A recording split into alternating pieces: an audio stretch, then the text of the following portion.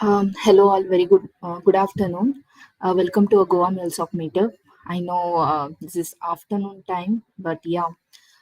Today we are going to discuss one of the interesting topic I can say that is a custom circuit breaker in MuleSoft. Before I dive into actual topic, let me introduce Goa meetup leaders or organizer. So we have like three meetup leaders for the Goa. We have Gaurav Dubey. He is a MuleSoft mentor as well as a Goa and Nagpur meetup leader. He is a senior architect at Capgemini, Australia. And we have Vinay Kumar here. So Vinay, you can introduce yourself to audience. Yeah, thanks, Vandana. Yeah, hi everyone. So welcome to MuleSoft Goa Meetup channel. And myself, Vinay Kumar, and I have a total 6 years of experience in IT industry. Currently, I'm working as a senior software engineer at Digital Buzz, and I'm certified developer. Uh, that's it about me. Yeah, over to you, Vandana. Thanks, Vinay, for joining. Next is myself. My name is Vandana Gowda. I'm a senior software engineer at Gensa Technologies, and I'm also MuleSoft mentor as well as a Goa meetup leader. And I'll request all you to like if you are interested to be a speak in Goa meetup, please let me know. So I'm very happy to host you guys. Okay, you can connect me either on LinkedIn or Slack channel if you're already a mentor. So I'm happy to host you. And next we have like it's just time to introduce our speaker. So we have Sauptik Das. We know like a Sauptik also MuleSoft mentor, as well as he is one of the blogger at another integration blog for the MuleSoft community. And yeah, Sauptik, you can introduce to yourself to audience. Okay, so hi all. Yeah, so I'm sharing my screen then. Uh, Yeah, you can will I share begin? yours. Let me stop share.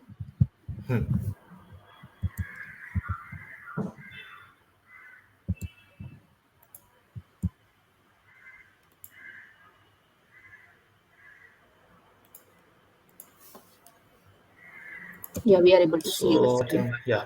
Okay. So hi everyone. As Vandana already mentioned, I'm Shoptik Das from Kolkata, working at Cognizant as a MuleSoft developer. Okay, so first of all, thank you again to MuleSoft community and especially Goa meetup leadership for giving me the opportunity to speak here today. And of course, thank you all who have joined this meetup. Okay. So the topic for today is implementation of circuit breaking strategy in MuleSoft using custom circuit breaker connector. Okay. So let's begin from the basic first. Let's understand what is the circuit breaker. So practically, it is a electrical safety device which is used to protect our electrical appliances. We all know that. Okay. So how does it work? So basically, it monitors the electrical system for any current fluctuation or faults. Okay. In that case, it just stops the circuit by breaking it, or it changes the state to open state, and it does not allow any current to flow through the system. So later on, if the issue is resolved, we can then manually restore the fuse of the circuit breaker. In that case, it changes the state to closed state again, and it allows the flow of current to happen normally. So this is the basic principle of a circuit breaker. So what is circuit breaker in MuleSoft then? So from MuleSoft's perspective, we can actually define circuit breaker as a design pattern which is used to monitor the occurrence of an error.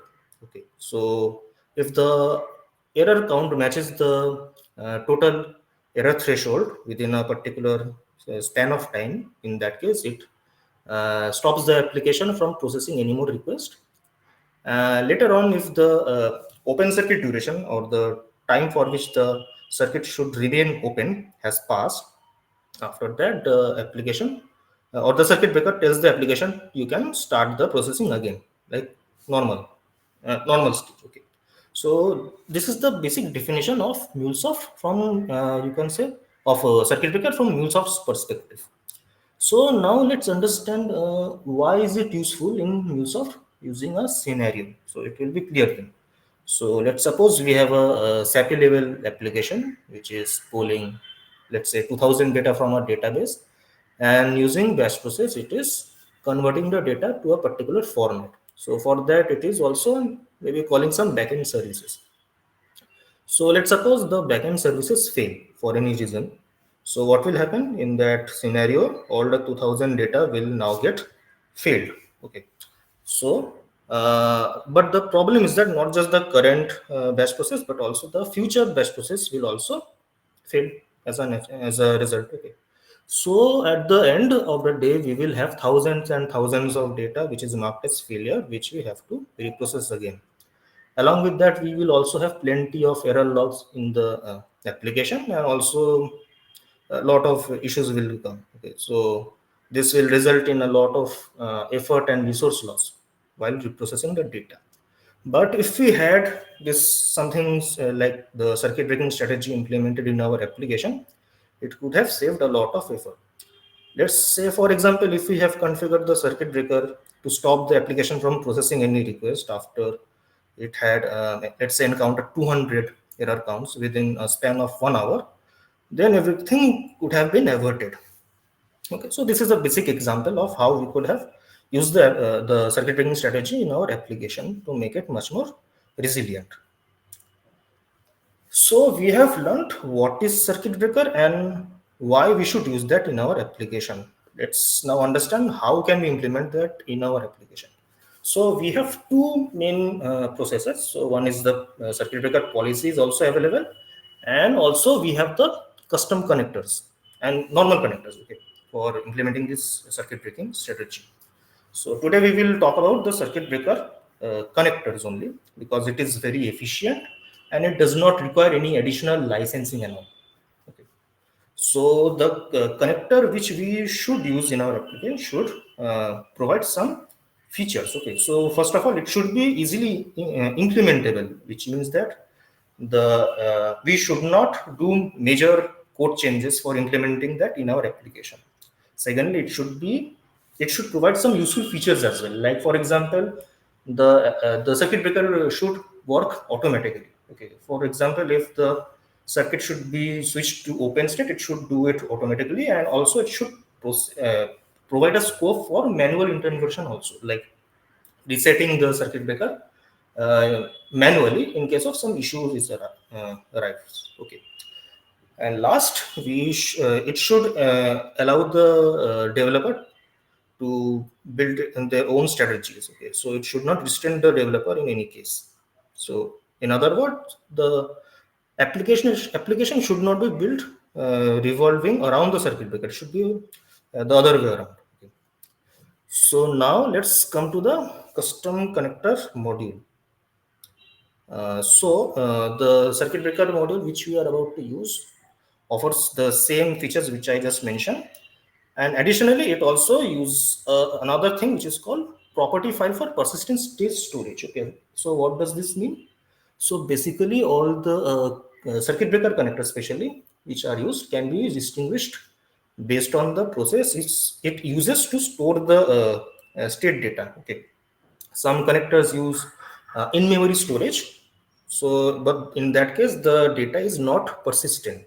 So, if the application is restarted, it can be deleted. Okay, and some other connectors, sorry, uses third-party storage solutions like cache memory or let's say persistent databases. So in that case, that is also a persistent way of storing the data. But in that case, we have to maintain a third-party uh, infrastructure in that case. But the connector which we are about to see uses property file or external file for storing the data in a persistent manner, and it is also have low latency, which means that it can do quick IO operations. Okay, so it provides much more better failure management and also is much more resilient. It can be used for the application which generally process a large volume of data. Okay, so now coming to the demo section. So let me just show you. So this is the GitHub repository from where you can download the connector. Okay, so the link of this repository can be found in the this my blog. Okay, so you can find over here the GitHub link. You can go here. You can download this file from the GitHub, and you can extract that, and you can just install that into your local Maven repository using the mvn clean install and skip tests. Okay, so after doing that, you can just copy the dependency. So this is the particular dependency we have to use. This is version 1.0.0 as of now. So after placing the dependency over here in the pom file, you can see the module is now present in your mule palette. Okay, so there are basically four connectors inside this module. So first is the circuit breaker check, then delete key, increment error count, and reset key. So now let's go to the circuit breaker check this connector first. Okay, so this connector has two functions generally. So one is to create the circuit breaker strategy and to define that, and also the second operation is to it actually provides the state data. So based on the state data, like state data and response, you can decide which route to follow. Okay, so as you can see here, so this connector will provide two things. One is state and another thing is response. So state will only hold either closed or open. So based on that, we can route the request to the closed state or the open state logics. Okay. So now coming to the configurations. So this parameter, it has total 6 required parameters. So first one is path. So in the path section, it will create a property file. So as I said that this uses property file to store the state data. Okay. So let me just show you. So in this path, it will automatically create a particular property file. Okay. So this is the particular property file. So it holds the key and the configuration of the strategy we have configured. Okay, then it has the key.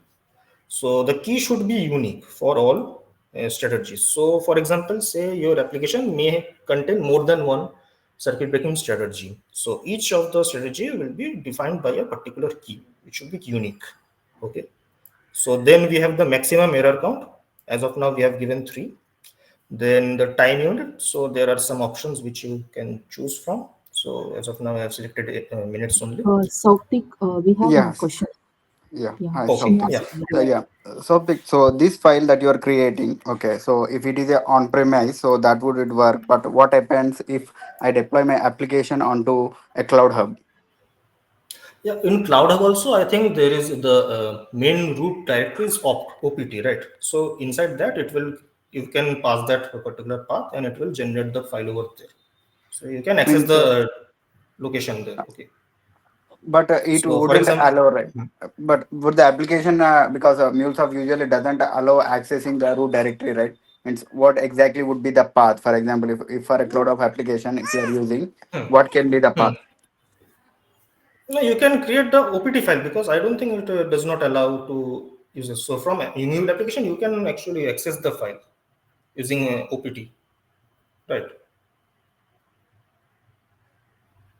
Have you tried, or it doesn't let you access Yeah, the? I tried accessing actually. So for one of my accelerator thing, I have tried accessing that, but it was not allowing. So that is why I was trying to ask. So what exactly should be the location that we need to specify so that this would be stored over there? Because usually How MuleSoft did you doesn't try have. to access? Yeah, how did you try Uh, to access that? by writing a custom Java code to read over the directory where the application is unbundled. So that is what I'm trying to access over there. So I'm trying to write over there. We don't have write Okay. permissions. We can only view whatever is there, but we cannot write or add any file over there. So that's the problem. Okay. But uh, I have tried other ways to read or write file using connectors, right? File connectors or file write connectors. Have you tried with that? File connectors usually Cloud Hub doesn't allow access, right? So if you are accessing, like if I can use a SFTP connector to store that, that would work. But in this scenario, my application will be deployed into Cloud Hub, right? So that level of access, how can we do that? Because okay, now we have to store this file somewhere. So that is what I am more interested in. How can we achieve that?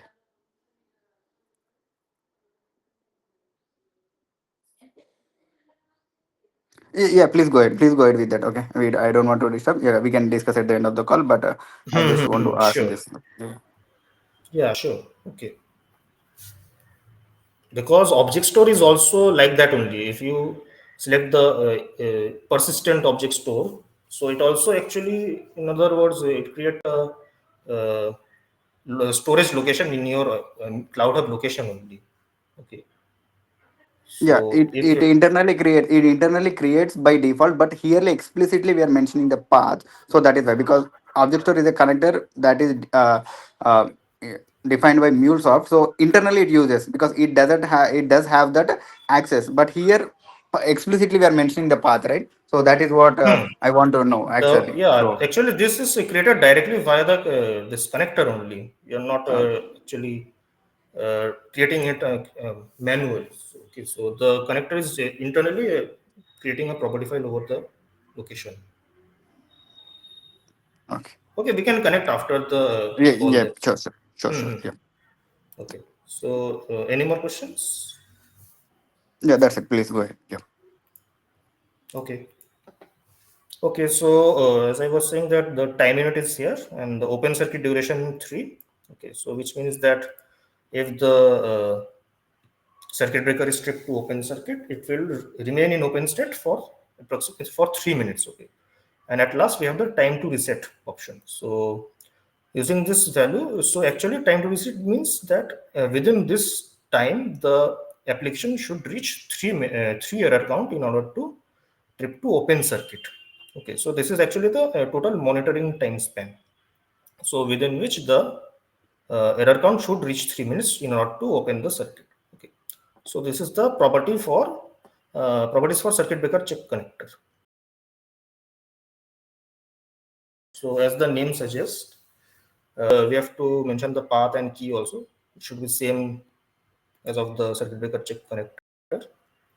Okay, so increment error count is used to increment the error count value with the given value, increment value. Okay, so in general it should be one only. Okay. So these are the main two connectors we have. Another connector we have is the reset key, which is used to reset the uh, circuit breaker strategy to the default value based on the default value we have passed over here in this connector. And at last we have the delete key. So this, as the name says, it just deletes the key and its configuration. Okay, if we need to delete for some reason. So now let's check the application's workflow. Okay, so let me first test.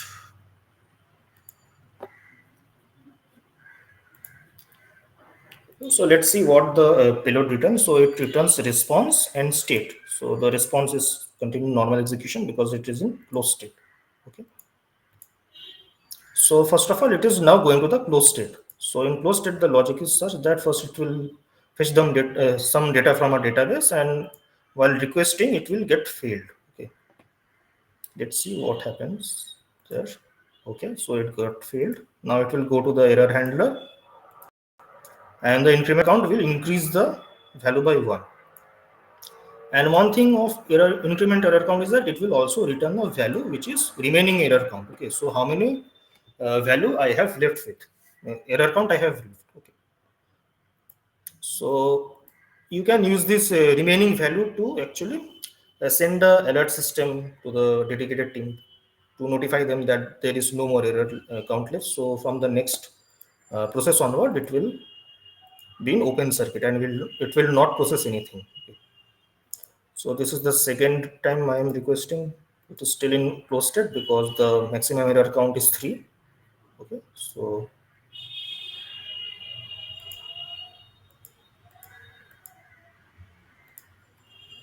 you can see the remaining error count is getting less.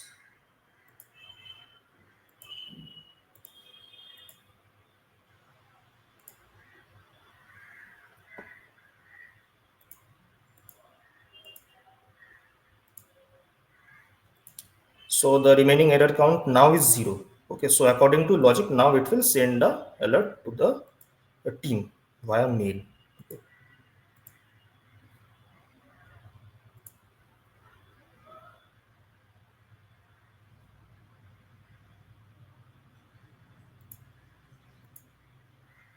As you can see, a mail is triggered that this application will not be processing since maximum error count is reached. And this is how you can set a alert system also. So this is an add-on feature you can try. So now it should be in open state.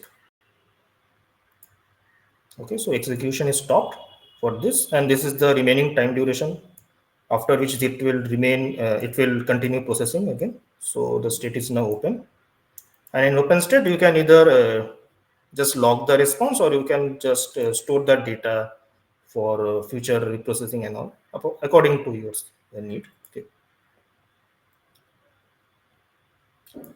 As you can see, it will provide the data, the open circuit duration data. Okay, so after 2 minutes and 22 seconds, it will start reprocessing the data again. Okay.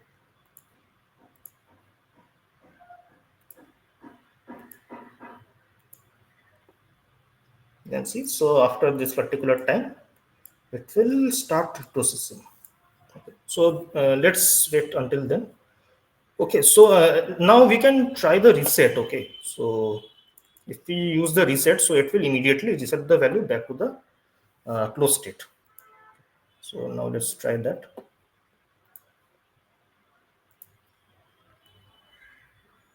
You can see the resetted the key back to normal close state now. So if I try now,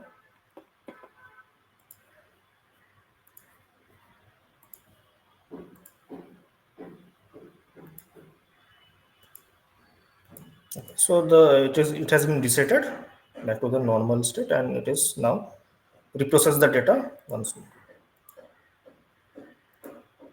Okay, so this is the basic idea behind this connector and its functionalities. Now, if you delete the key, you can use the this connector to now delete the key as well. Okay, if you do not need it anymore. So as you can see, the key has been deleted. Okay, so this is the basic idea, and there is one more thing. So let's suppose you do not know when to switch the circuit back to closed state after it has been switched to open state. Okay, so there might be some possibilities that you do not know how much time it will take to resolve the issue. So in that case, you can provide the value as -1. Okay, so as you know, in MuleSoft, -1 means time is infinite value actually. So if I provide -1, and if I now save this,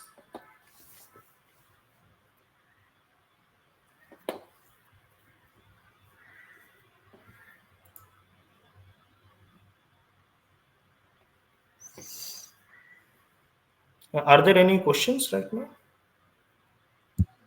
Archana is asking one question like, can't we keep the files in SRC main resource folder of the application and then refer it in the path? Yeah, you can do that, but in that case, it will not be persistent, right? If you restart the application, it will get deleted again.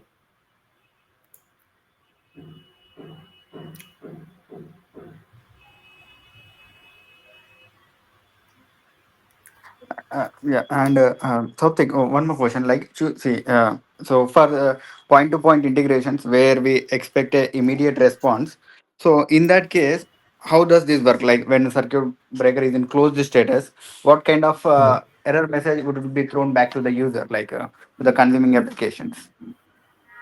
So that is depending. So actually, you see that this connector does not actually starts or stop the application. So that is based on your designing of the application itself. So it just respond with the value that it should be closed or not. Okay. So based on that, you can design it that way. So as per your question, what it will return, it is based upon your application design only. Okay. So it does not affect that in any way. Like in closed status, you are saying we are now it is saying like after 2 minutes, so the next it will start to retry, right? So in that case, so based. Actually, hmm, So in a yeah, real time continue. request, so if you think of an application where we expect a real kind of information, like real time data, like I'm inputting a customer ID, I'm going to a database, getting the information. During that, okay, it happens. Okay, couple of times he tried, Hmm. and then after, so when the fourth time he's trying, so he would be getting like, okay, it would be paused until 2 minutes. Then you can retry something like that. We have to set that. It is already sending that. So I have shown that the response is actually saying that the application is stopped for this amount of time. So that you can provide as a response also. In the application is in open state. Okay, so the closed state means that it is continuing normally. In open state, Okay. it means that it is not processing. And in open state, it will provide you with the response. So the actual time after which the application will start processing the data back normally. So you can use that as a response in that case. Okay. The user will get to know that this amount of time I have to wait for the processing to happen again. Got it. Yeah. Okay. Thank you. Yeah. Any questions? Are you covering half open scenario? Just this. No, it only has two states, which is closed state and open state. Half open, do you mean that error state, right? When the error is occurring. No, half open state, I think it means like after certain amount of time, it will try to send one request and check if the connectivity is restored in between. Uh, Vandana, am I correct? If I'm correct me if I'm wrong. So I'm assuming that okay, half open Yeah, state is actually, something like Venkata, like, can you please? I can enable your mic. You can ask your question properly. Let me enable his mic.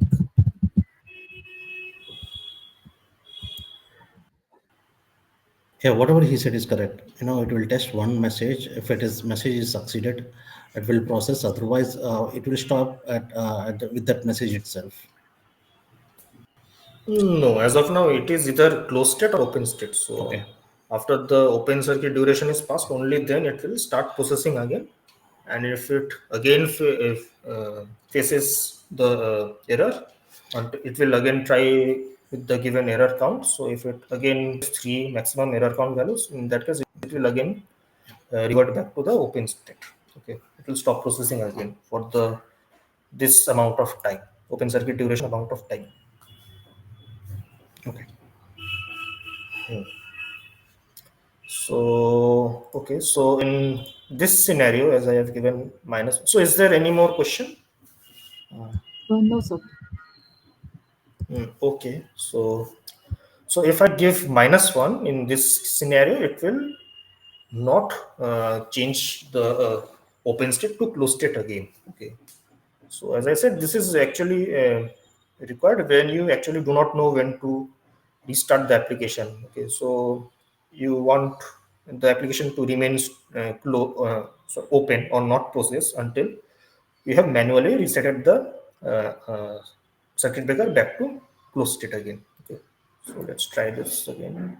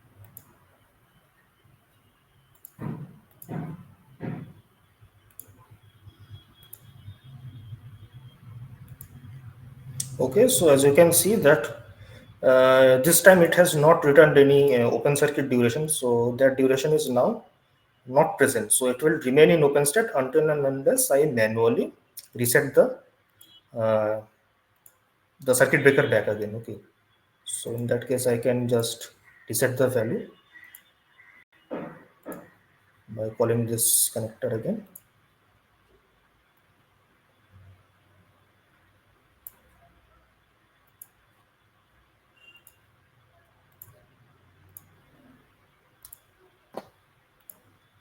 And this time, as you can see, it is now resetted back to the closed state, and now it will process normally back again. Okay. So this is basically the uh, workflow of this connector. Okay.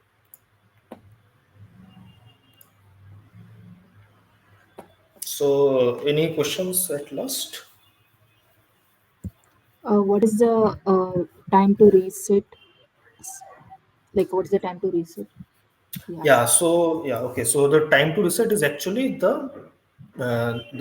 time span within which the maximum error count should be reached in order to open the circuit. Let's say, for example, time to reset is 2 minutes and my error maximum error count is three. So if my application within 2 minutes reaches maximum three error count, only then it will open the circuit. So now let's say if my application did not reach total three error count, let's say it only reached one or two error count within 2 minutes, then it in that case it will not trip the circuit back to the open state. So in that case, it will reset the error count and it will start counting back from zero. Okay. So this is the functionality of the this property actually. Is it clear? Yeah. Thanks, Amit. Yeah. Okay. Okay. So this was all. So I think it was something useful for you. If you have any questions, you can freely contact me in LinkedIn or you can comment in the blogs as well. Okay.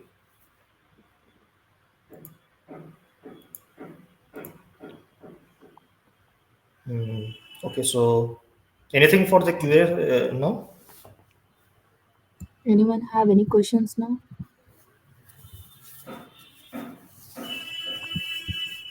Spotik, just have one question. Like, Hmm. can you explain me what are the use cases for the circuit breaker concept?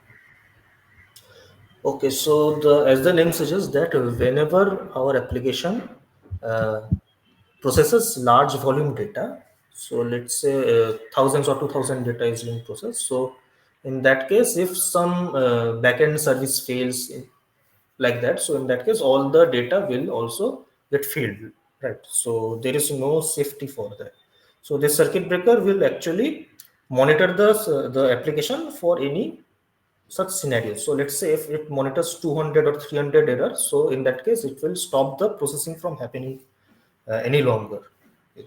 So for a given amount of time, after that it will automatically start the processing again. So let's say if uh, we have a volume of data which you have to process. So and if something goes wrong, like a service fail, as I said, so someone has to sit there manually in order to check if everything is working fine. Okay. So that is not the right way, right? So we cannot sit every time and monitor for any such issues. So it is actually automatic process which stop the application in case of repeated error occurs within a short amount of time. Okay. So this is one use case for this circuit breaker actually. Okay. Yeah. Thanks, Spotik.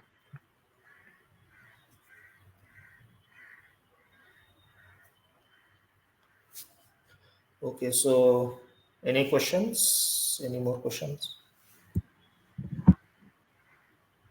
Any questions? Please feel free to add here in comment box. What is the Mule runtime and Java for this socket? Okay, so right now I have showed it in Mule 4.4 and 7.14, I think, but I have also tried this in the latest version also, 7.19 also, and 4. Runtime version 4.8. So it is working there also. You can try it there.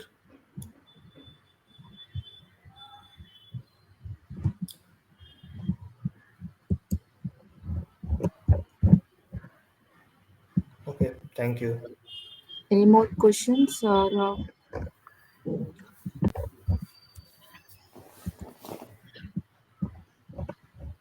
I guess I given a topic medium blog link here in chat box, so you can refer that further.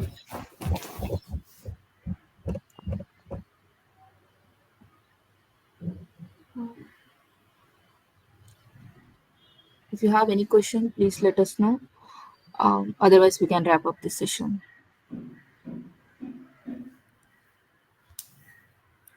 Okay. Thank you all. Thank you Thank you all. for joining. Okay. Thank you, Sopti, for this good session. No, no Thank you, problem. Thank Vandana. you all. It was a great Thank you. session. Yeah. Yeah, it Thank you was a all for great joining. session. Yeah. Mhm. Thank you so Thank you all much. for the joining. Yeah. Thank you, Spotik. Thank you, Vandana. Yeah. Thank you for joining all. Thank you.